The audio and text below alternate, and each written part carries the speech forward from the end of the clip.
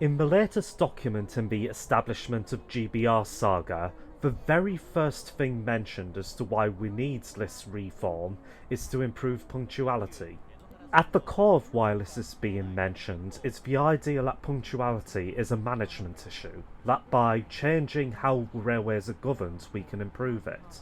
Certainly, I think that kind of reform will have some kind of effect, but I think it's missing the most important factor in what determines the reliability of railway operations. And the big clue as to what that is can be found in our very own railway statistics. Luckily for us, the Office of Rail and Roads regularly publishes information on how punctuality on the railways is going. So from July to September 2024, this is how each train operating company in Great Britain did. So who are the worst offenders for railway punctuality? Well, the bottom 5 are TransPennine Express, Avanti West Coast, Cross Country, East Midlands Railway and Northern.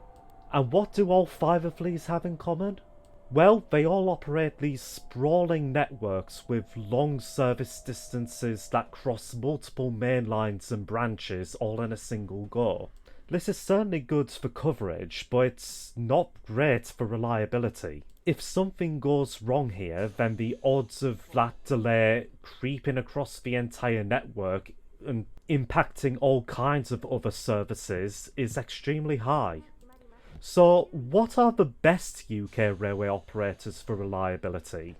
Well, the top 3 are C2C, the Elizabeth Line and Greater Anglia. And if you consider what causes train delays, it's easy to see why these specific operators do so well. C2C and the Elizabeth Line are both very self-contained commuter networks that focus on a very specific type of service rather than trying to do everything. Being self-contained here is important. If something goes wrong on the network, well, then those delays don't cascade elsewhere. Greater Anglia being the best overall does seem quite unusual.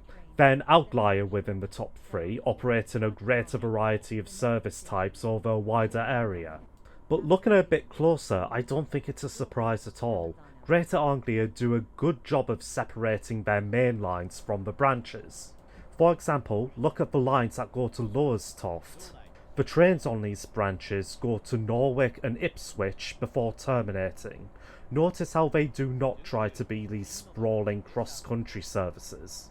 While the lack of, say, a direct route to London probably is a little bit frustrating in a vacuum, I think the benefits of reliability are far more important than that. Commuters going to London can change trains at Ipswich, and the lack of trying to change lines and such minimises conflicts between the routes. So if a service is delayed on the Lowestoft to Ipswich line, then that doesn't cascade onto the Ipswich to London one. So overall, are these top 3 railway operators just better managed than the bottom 5 ones? Maybe. But I think the evidence points more so to the fact that these top 3 networks are just designed in such a way that prioritises service and minimises the impact of delays. And I think there are a lot of lessons we can learn from that. Everybody always cites Japan, well deservedly so, as one of the best railway nations in the world, particularly for punctuality. And that isn't because Japan never experiences delays. Using Mini Tokyo 3D, a great little website, we can observe the traffic in the Tokyo area in real time, and trains that are delayed are highlighted in this orange bubble. I checked this at 11 o'clock Japan time, a bit after the peak would have subsided, and you can see plenty of trains that are a minute or 2 minutes late. It seems that something happened on the Keio line. A 20-minute delay? How scandalous.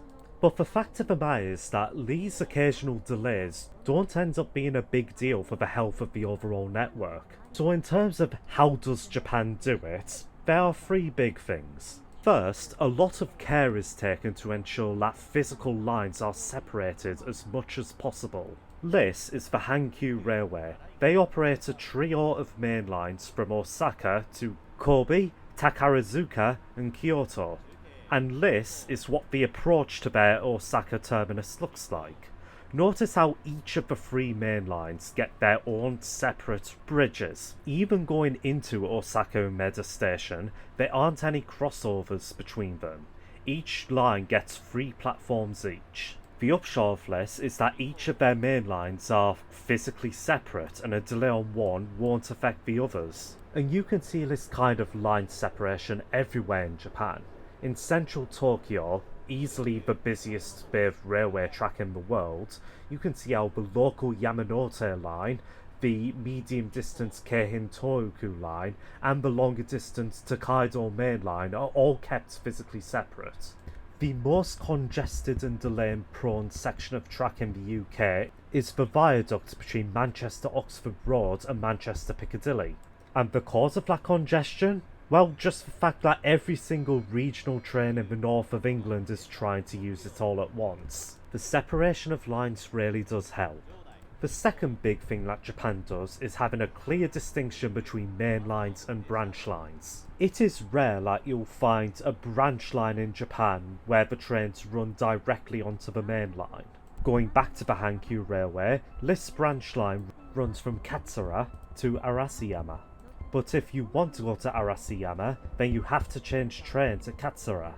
That change is a little bit inconvenient, but the advantages to not having the main line be congested with Arashiyama trains is immeasurable. My local MP has been making a big thing about really wanting a direct train from London to Market Raisin. Now, would that train be useful? Sure, I use it on a few days of the year myself. But I really don't think that train should be a priority over, say, giving our local train a frequency greater than 2 hours. For now, I have no problem going to Lincoln or, God forbid, Newark Northgate to catch my London train. If our local train was more frequent, that wouldn't be a problem.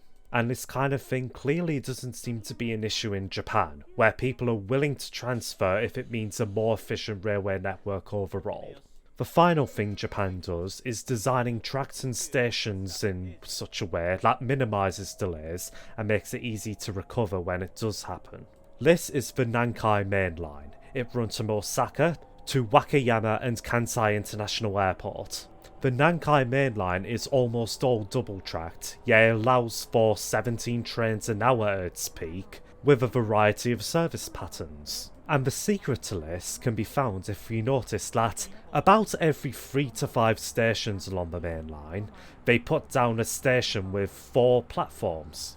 The idea being that leads to places where local all-stops trains can stop and allow express trains to pass. That sounds extremely simple, but the amount of capacity this adds to a line is incredible. The controversy of this kind of thing, of course, is that it does slow down local trains quite a bit. And that's why I think we don't really see it in the West that often.